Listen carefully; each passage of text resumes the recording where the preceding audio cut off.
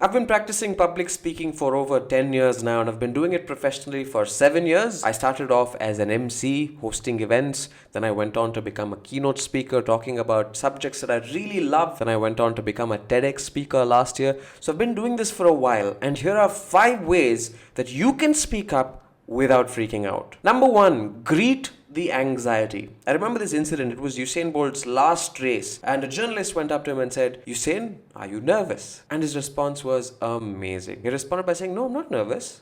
I'm excited. I'm not nervous. I'm excited." Now, if I were to ask you, what's the difference?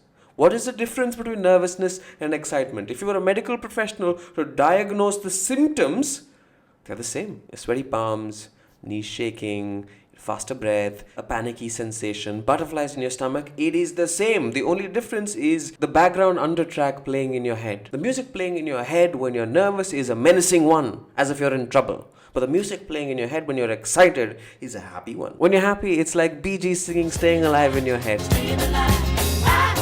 The second suggestion, service the audience. The audience is the star of your presentation. The audience is the star of your talk. So turn the spotlight from on yourself onto the audience. What I mean by this is, instead of just talking to the audience, engage them, ask them questions, ask them how they feel, get feedback from them. What this does is, it puts the spotlight onto your audience, and all of a sudden, you get out of this scary little place. Number 3, write down your fears. Fears are irrational. Rationalize them. Write them down on a piece of paper and define exactly what your fears are. Okay, you're going up on stage for the first time. There's 200 people in the audience. What's the worst thing that can happen to you? The mic stops working. Maybe you say the wrong thing. Maybe you fumble. Maybe your voice cracks. So what?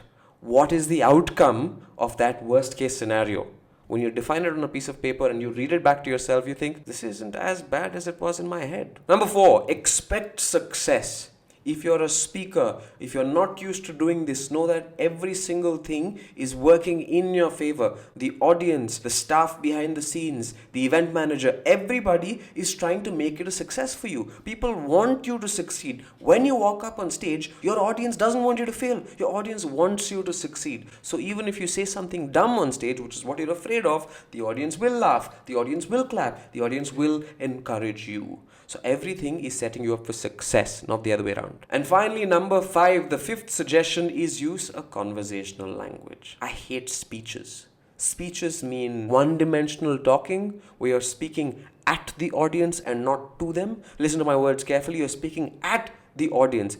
Speak to the hearts and minds of the people listening to you. Nervous speakers not only physically distance themselves from their audience, they also linguistically distance themselves from the people they're speaking to, which means you use a formal Shakespearean language which the audience does not relate to, and you think you're doing a good job by presenting a formal show, but the audience is just switched off. Treat it as a dinner table conversation. Dinner table conversations are really interesting. They're so casual and loose. Use it in your favor. These are my 5 suggestions to you to stop freaking out and speak up on stage. And if you enjoyed watching this video, do consider subscribing to my channel and hitting like on this video, because it drives more traffic to my channel, which ultimately helps me out. It's free for you, but it helps me out. I want to make 2 other video recommendations to you. Number 1 is how I became confident, and number 2 is the easiest way to network that nobody talks about.